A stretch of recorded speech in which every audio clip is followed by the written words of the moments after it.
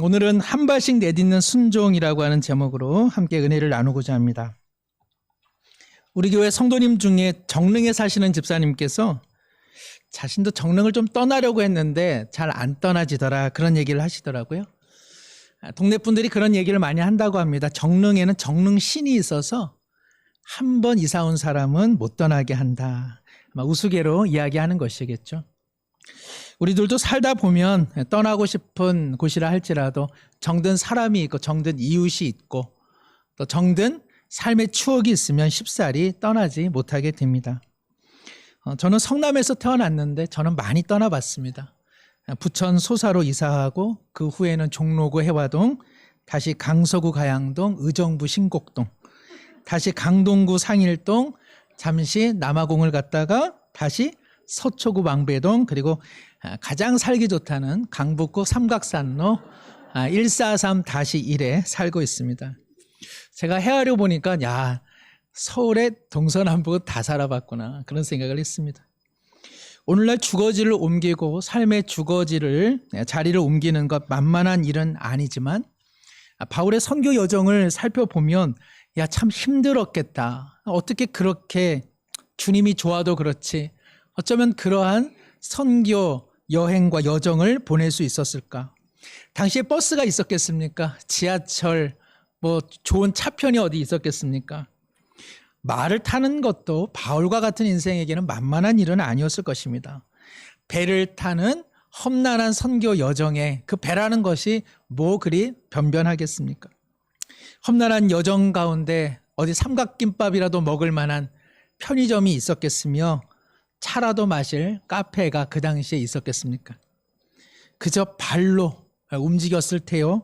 들과 산과 고갯마루를 넘었을 때마다 얼마나 그의 인생이 때때로는 고단했겠습니까? 여비가 어디 있었겠습니까? 다들 먹기 살기 어려운 시대에 누가 바울과 그들이 하는 일이 뭐 그리 거창한 것이라고 후원을 했겠습니까? 위험할 때 어사 박문수처럼 독보자락에서 마패증을 보여주면서 바울 사도 출도요 그러면은 옆에서 저기서 상도 홍길동 같은 사람이 나와 도와주는 일이 있었겠습니까? 복음 전하는 곳곳마다 핍박과 그리고 수치와 그리고 돌팔매를 당한 것이 사실은 바울이 경험한 신앙의 현실이었습니다. 고린도후서 11장에 바울 사도가 자신의 험난한 선교 여정에 대해 이렇게 기록하고 있습니다. 고린도후서 11장 23절 하반절입니다.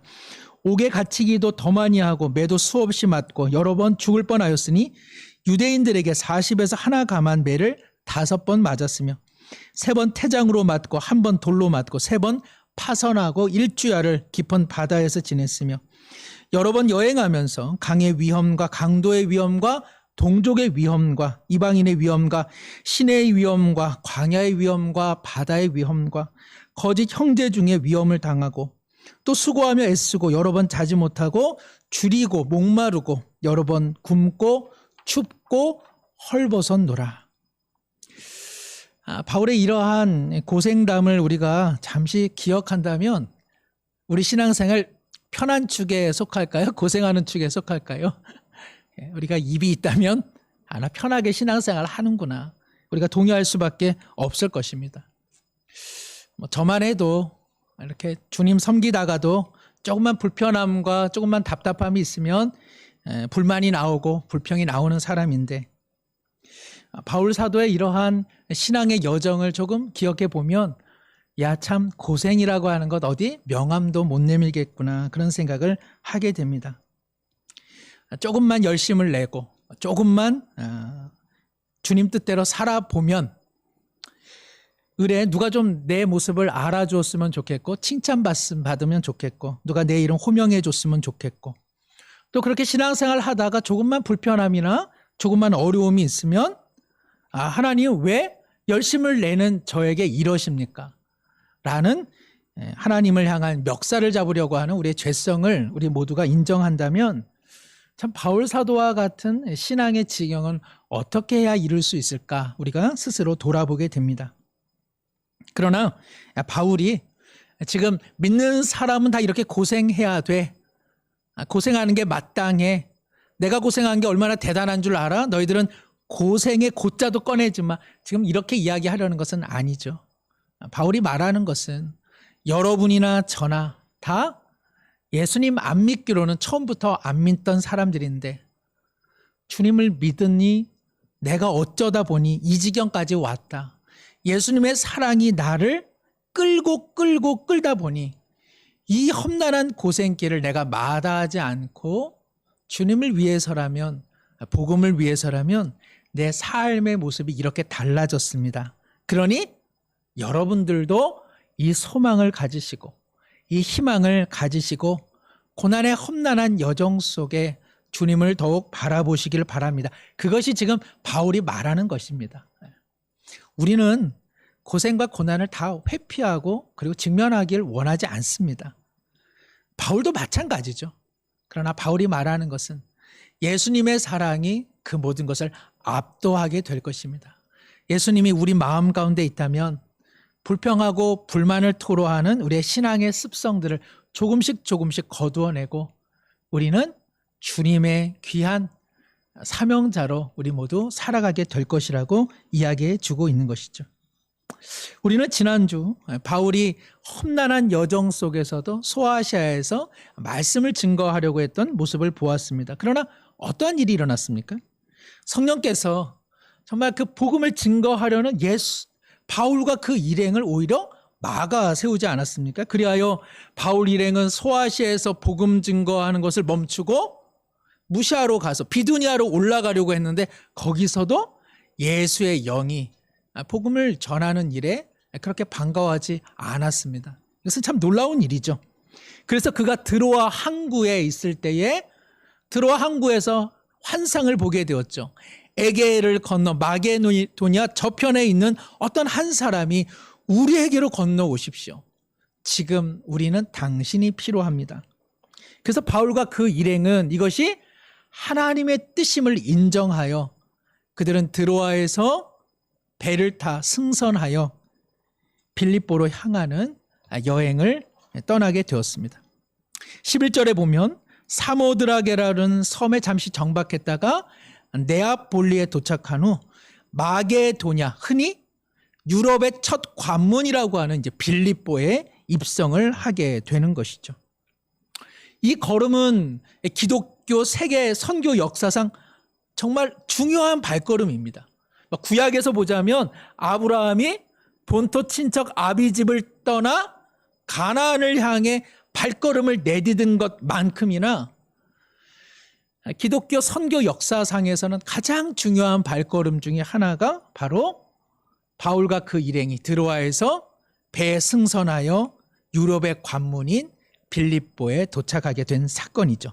왜냐하면 이를 통하여 그야말로 천하의 로마 제국이 복음의 수호자가 되는 놀라운 역전의 발판이 마련되어지고 그리고 로마가 닦아놓은 모든 교통로와 군사와 식민지가 오히려 유럽이 복음의 물결로 뒤덮이는 초석이 되기 때문에 그럽니다. 우리로서야 우리가 먼저 믿었으면 좋았겠지만 유럽인들이 예수 그리스도를 믿어 그들이 아메리카로 그리고 아프리카로 아시아로 더러는 식민지 쟁탈에 악용이 되기는 했지만 그들의 발걸음 속에 복음이 함께 묻어 온 땅 끝까지 내 복음의 증인이 되라고 했던 주님의 말씀이 성취되는 그 시작점, 그것이 바로 바울이 빌립보에 발걸음을 내딛었을 때 일어난 시작점이라고 할 수 있습니다. 바울은 이것을 알았을까요? 몰랐을까요? 몰랐습니다. 바울은 우리야 지금 이것이 얼마나 큰 걸음인 줄 우리나 알고 있지만 바울과 그 일행들은 무엇이 어떻게 돌아가는지는 몰랐습니다. 다만 하나님의 뜻이 있음을 믿고 그들은 작은 발걸음을 옮긴 것입니다. 오늘 우리의 삶 가운데 하나님께서 우리 자신에게 말씀하고 있는 어떤 한 발걸음의 순종이 있지 않습니까? 하나님께서 너 이렇게 해야 돼. 이렇게 한 발걸음을 좀 내딛어 보라고 말씀하시는 하나님의 음성을 듣고 계십니까? 그 한 걸음을 내딛어야 주님께서 마련하신 길과 문으로 나갈 수 있음에도 불구하고 우리 스스로 완고함과 우리 스스로의 고집으로 실제로는 발을 내딛지 않고 있는 것은 아닙니까? 움직이는 것 같고 내딛는 것 같지만 실제로는 어떻습니까? 신앙의 안락한 흔들 의자에 앉아 있을 뿐. 뭔가 흔들리고 뭔가 움직이는 것 같지만 실제로는 한 발자국도 내딛지 않는 안락한 신앙의 안락 의자에서, 흔들 의자에서 믿음 생활하고 있는 것은 아닙니까? 어느 유능한 의사분이 말기암 판정을 받았습니다. 가장 명망 높은 병원에서 존경받고 유능한 의사로 이렇게 불림을 받았지만 몇 개월 만에 평생 일군 삶의 모든 것은 암과 함께 사라질 운명에 처하게 되었습니다. 수년간 운동하고 수영으로 다져진 몸매이지만 그것도 완전히 망가졌고, 암이 진행되면서 정작 의사이지만 자신의 의술 하나가 그에게는 아무 도움이 되지 못한 것이죠. 어머니가 믿는 어머니였기에 어머니가 목회자를 모셔와서 잠시 신방을 받게 됩니다. 그가 말합니다. 저는 평소 의사이지만 환자들의 아픈 마음에 관심이 많아 우울증에 대한 책도 보고 그리고 많은 관심도 가졌습니다만 지금 내 마음의 상태에 대해서 저는 아무것도 할 수가 없습니다. 목사님, 지금의 저의 지옥과 같은 이 상태에서 혹시 하나님께서 저를 인도해 주실 수 있다면 제가 해야 될 것이 무엇입니까? 어렵게 병원을 방문한 목회자가 어떤 말을 해줄까 망설이다가 이렇게 말합니다. 선생님, 당신의 삶은 그야말로 모든 사람이 꿈꾸고 바라던 인생을 살아왔습니다. 당신이 소유하고 있는 재물, 성공, 명예, 지위, 그리고 일전의 건강까지도 모든 사람들이 부러워할 만한 그 모든 것이 당신의 것이었죠. 그러나 아시는 것처럼 지금 당신에게는 그 어떤 것도 도움이 되지 못하고 있습니다. 인생의 모든 영역에서는 성공하셨지만 영원한 생명을 얻는 영적인 일에 있어서 당신은 실패자입니다. 그러니 당신이 지금까지 붙잡고 있었던 모든 것들을 다 포기하십시오. 그리하여만 오직 하나님의 나라에 들어갈 수 있습니다. 이 죽음의 공포에서 벗어나 하나님께로 들어가길 원하신다면 당신이 꿈꿔왔고 당신이 소유했던 그 모든 성공과 명예와 물질과 그 부를 다 내려놓고 하나님 없이는 살 수 없는 인생임을 고백하시기를 바랍니다. 아이의 빈손처럼 당신의 아버지께로 나아가십시오. 목자가 없이 살 수 없는 양이라 고백하며 주님 앞에 나가셔야 합니다. 그러나 안타깝게도 병상에 누워있는 이 완고한 의사는 일절 아무 말도 하지 않았습니다. 더 나아가 안타깝게도 골수암은 더욱 진전되어서 병상에서 다리가 골절되는 그러한 사고까지 일어났습니다. 의사들은 그가 이 수술을 견딜 수 없다는 것을 알면서도 수술을 감행하기로 하였습니다. 수술을 받기 전날 밤 그의 가족들 몰래 이 사람은 목회자에게 한 통의 편지를 써둡니다. 목사님, 저는 어릴 적부터 어머니를 통해 예수님에 대해 많이 들어왔습니다. 그러나 교회 믿는 사람들로 인해 상처를 받아 저는 교회를 다니지 않았습니다. 그리하여 하나님께로 한 발자국도 나가지 않은 인생이죠. 하면서 그는 사도신경을 거기에 적어두었습니다. 그리고 끝으로 다음과 같이 적어두었다고 합니다. 예수님, 저는 저의 모든 죄를 미워합니다. 그동안 하나님을 외면하고 섬기지도 않고 예배도 드리지 않았습니다. 이제 오직 예수님의 보혈만 의지하며 나가오니 하나님의 나라로 저를 초대하여 주옵소서. 이제야 비로소 마음의 문을 여오니 당신의 어린 양과 같은 저를 받아 주옵소서. 이렇게 쪽지를 남긴 후 그는 그 수술을 마지막으로 다시는 의식이 회복되지 않았습니다. 그러나 성도 여러분, 그는 결정적 한 걸음을 내디딤을 통해 영원한 하나님의 나라에 입성하지 않았습니까? 하나님께서 오늘 우리 가운데 한 발을 내디디라고 말씀하시는 삶의 영역이 있지는 않습니까? 하나님, 무엇을 해 주십시오. 무엇을 내게 이루어 주십시오라고 하는 요청만 있을 뿐, 도리어 하나님께서 내게 원하시는 순종의 목소리에 귀를 기울이고 살아가고 계십니까? 아니면 완고하고 고집스러운 황소처럼 뒷발을 치며 우리 여전히 버티고 있는 것은 아닙니까? 기도의 한 발을 내디뎌 봐라. 순종의 한 발을 내디뎌 봐라. 섬김의 그리고 용서의 한 발을 내디뎌 보라고 줄기차게 주님께서 말씀하심에도 불구하고 바울이 건넜던 에게처럼 우리도 건너야 할 에게가 있음에도 우리는 건너지 않고 여전히 내 삶의 어느 항구에 머물러 있는 것은 아닙니까? 바울이 에게를 건너 빌립보의 한 걸음을 내디듬으로써 새로운 하나님의 나라의 지평이 열렸음에도 우리는 어떠한 순종과 어떠한 발걸음으로 살아가고 있습니까? 사랑하는 성도 여러분, 주님께서 내디드라 말씀하시는 그 길은 생명의 길이요 그리고 사랑의 길인 줄로 믿습니다. 두렵고 어렵지만 그 길을 내디딜 때 우리는 하나님의 놀라운 경륜 속으로 들어가게 되는 줄로 믿습니다. 오늘 본문을 통해 연이어 우리가 다루어야 될 중요한 내용이 하나 있습니다. 그것은 바울 사도가 의미 있는 한 걸음을 내디뎠다 할지라도 그의 인생의 큰 결과가 경험되지는 않았다는 사실입니다. 우리가 이를 알 수 있는 것은 13절입니다. 안식일에 우리가 기도할 곳이 있을까 하여 문 밖 강가에 나가 거기 앉아서 모인 여자들에게 말하는데, 드로아에서 소아시아에서 복음 전하는 것이 막혀 무시아, 비두니아 그리고 드로아에서 에게를 지나 사모드락의 섬 그리고 네아폴리 그리고 마침내 마게도냐의 첫 관문인 빌립보에 이르렀음에도 불구하고 지금 마땅히 지금 바울은 복음 전할 만한 사람을 찾아내지를 못하고 있는 것입니다. 그리하여 그는 지금 안식일을 맞이하여 이제 예배와 기도의 처소를 살피고 있는데 이 빌립보에는 어찌된 일인지 회당 하나가 없습니다. 빌립보는 절대로 적막한 도시가 아닙니다. 언제 한번 또 말씀드릴 기회가 있겠습니다만은 빌립보는 대단히 유력한 도시였습니다. 당시에. 그런데 어찌된 일인지 회당이 없습니다. 회당은 흩어져 살아가는 유대 남자 10명만 있어도 세우는 것이 회당인데 어찌된 일인지 빌립보에서는 회당을 찾을 길이 없었다는 것은 그만큼 빌립보가 하나님을 향해 마음의 문이 열려있지 않은 공간이었다는 사실이죠.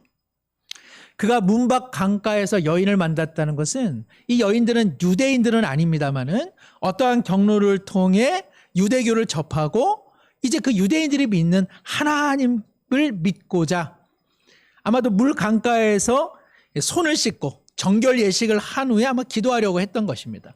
그러니까 우리식으로 말하면 그냥 순인의 엄마, 영인의 엄마가 우물가에 나와 있는 그런 335의 여인, 그 여인을 누가 만난 것입니까? 바울과 그 일행이 만났습니다. 어디서로부터? 소아시아에서 무시아, 드로하, 에게를 건너 그리고 사모드락의 섬 네아폴리, 빌립보에 정착하여 들어간 곳이 그저 영인의 엄마, 그저 우리 없는 분을 성함을 이야기해야 되는데 뭐 미잔의 엄마 뭐 이런 분들을 그저 만난 것입니다. 이것이 바울이 경험한 순종의 결과였다는 것입니다. 우리는 어떤 생각을 갖습니까? 바울처럼 그 일행처럼 단단하게 무장하고 결단하고 순종하고 발걸음을 내디디면 하나님께서 삐까뻔쩍한 결과를 준다. 우리는 은연중에 기독교 신앙을 늘 이런 식으로 생각해 옵니다. 내가 안 해봤지만 내가 무슨 결단을 한번 했다. 내가 한번 이번에 드렸다. 내가 이번에 한번 섬겼다. 내가 이번에 한번 무엇을 했다. 그러면은 우리는 당장 좋은 결과가 하나님으로부터 주어지는 것. 이것이 신앙이라는 생각을 갖습니다.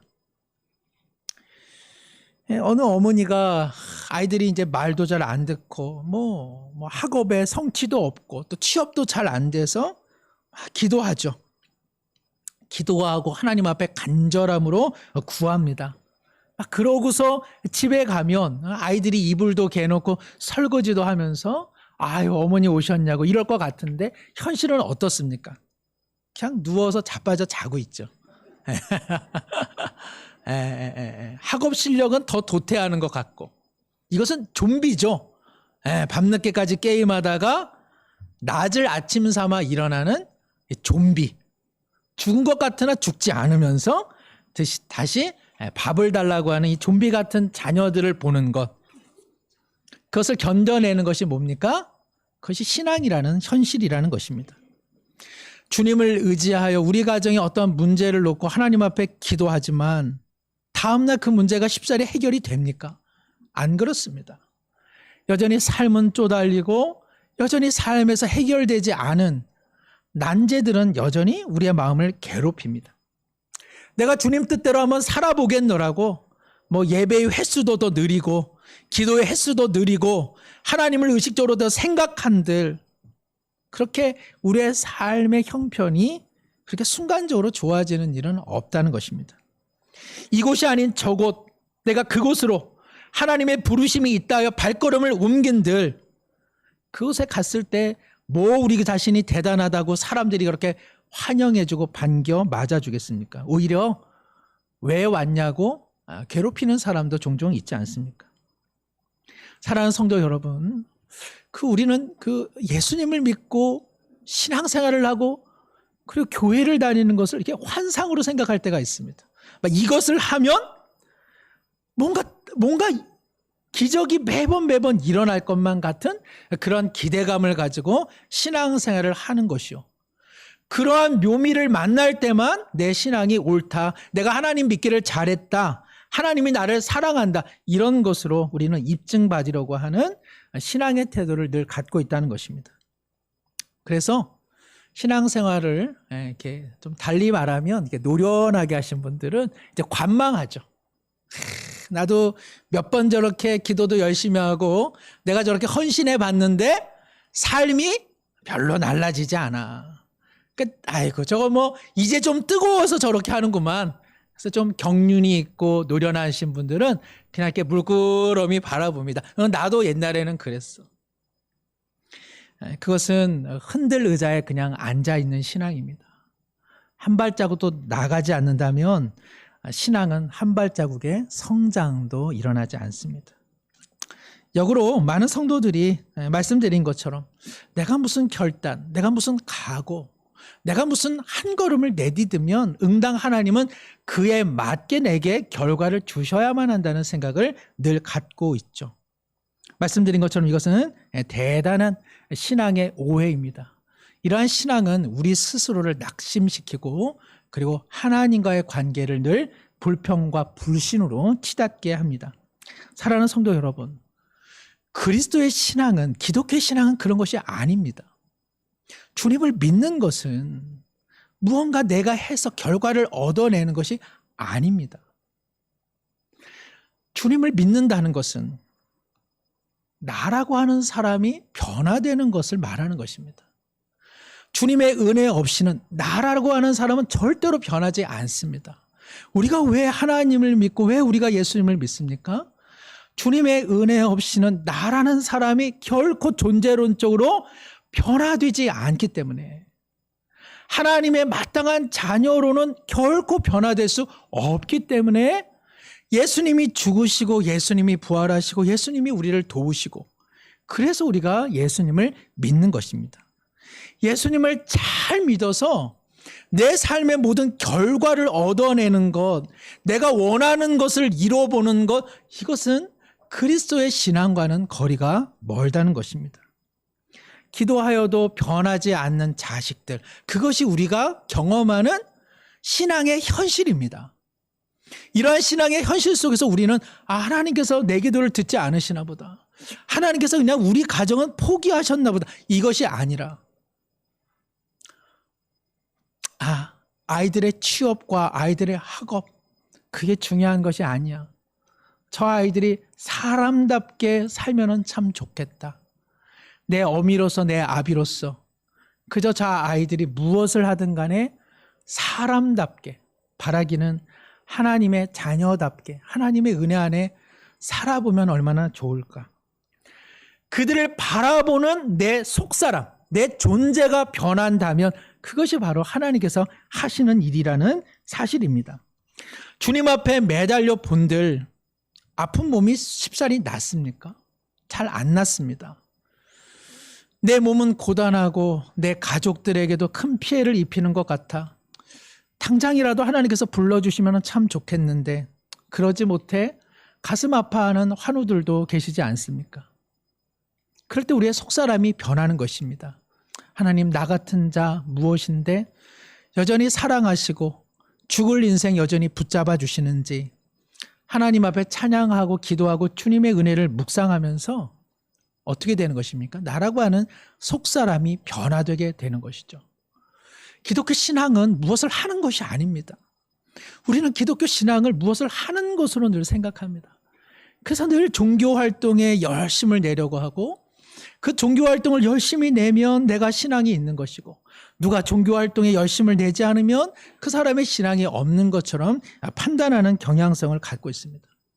그리스도의 신앙은, 기독교의 신앙은 내가 변하는 것입니다. 무엇을 하십시오. 무엇을 하면서 늘 의식해야 될 것은 내가 변하고 있는가를 늘 기억하셔야 합니다. 사랑하는 우리 찬양대가 찬양을 하십시오. 찬양을 하면서 나라는 사람이 존재론적으로 변화되고 있는지를 스스로 물으셔야 합니다. 우리가 예배에 최선을 다해야 되죠. 그러나 예배를 드리는 내 자신이 정말 변하고 있는지 스스로에게 질문하셔야만 합니다. 종교 생활을 할 때 얼굴 표정과 종교 생활을 열심을 다할 때의 대화와 일상에서의 대화가 그렇게 격리되는 까닭이 여기에 있는 것입니다. 무엇을 하든지 그 속에서 나라고 하는 사람이 하나님의 자녀로 지금 변하고 있는지에 항상 관심을 가지시기를 바랍니다. 기독교 신앙은요, 무엇을 하는 것이 아니라 그 무엇 함 속에 나라는 사람이 하나님의 온전한 자녀로 변화되고 있는지, 바로 그 존재론적 변화에 대한 것이기 때문에 그러합니다. 우리는 이것을 깨닫지 못하기 때문에 늘 기도 한 판 열심히 하고 늘 큰 것을 바랍니다. 무언가 헌신하고 무언가 결단해서 하나님께서 내게 응당 무언가 큰 결과를 주는 것으로 신앙을 오염시킬 때가 많이 있습니다. 이러한 생각은 세상의 생각이죠. 세상은 늘 투자를 통해 큰 변화, 큰 성과, 큰 부흥, 큰 숫자, 큰 결과, 큰 모임에 늘 마음을 갖습니다. 그런데 이것이 신앙 안에도 들어옵니다. 그저 신앙의 이름으로 우리도 늘 큰 결과, 큰 것, 그것을 늘 추구하려고 하고 이를 통해서 하나님이 우리를 사랑하시는가, 보호하시는가, 동행하시는 것을 이것으로 우리는 늘 판단하려 한다는 것입니다. 고생과 불편이 아니라 또 어떠한 결과와 어떠한 큰 것이 내게 있지 않아도 기독교 신앙은 그냥 가는 것입니다. 주님의 뜻이기에 한 발짝 한 발짝 걸어감을 통해 우리의 존재가 변화되어져 가는 것입니다. 예수님께서 마태복음 7장 산상수훈 13절 14절에서 이렇게 말씀하십니다. 우리 함께 한번 읽겠습니다. 좁은 문으로 들어가라. 멸망으로 인도하는 문은 크고 그 길이 넓어 그리로 들어가는 자가 많고 생명으로 인도하는 문은 좁고 길이 협착하여 찾는 자가 적음이라. 주님께서 말씀하시기로 생명으로 내가 인도하는 그 길은 좁은 문이요 좁은 길이다. 그래서 실은 많은 사람들이 찾지 않는 길이라 명확하게 말씀하십니다. 그리고 주님께서 말씀하십니다. 좁은 문이기에 들어와서 놀래서는 안 된다. 왜요? 그 길도 좁기 때문에 그러합니다. 우리는 좁은 문을 통과하면 그 길은 넓은 길이라 생각합니다. 그러나 주님은 명백히 말씀하십니다. 얘들아, 좁은 문이다. 그리고 그 가는 길도 좁은 길이다. 우리는 좁은 문까지는 들어섰는데 좁은 길로는 좀처럼 한 발자국도 움직이려 하지 않습니다. 우리는 좁은 문에서 흔들 의자에 앉아 그저 왔다 갔다만 하는 경향성을 갖고 있습니다. 좁은 문까지 잘 들어왔습니다. 그러나 주님께서 말씀하십니다. 좁은 길로 가야 한다. 그 길이 생명의 길이요. 그 길에서 바로 나를 만나 나와 교제할 수 있기 때문이라 말씀하시기 때문에 그러합니다. 사랑하는 성도 여러분, 좁은 문 앞에서만 맴돌아서는 우리의 존재론적 변화는 일어나지 않습니다.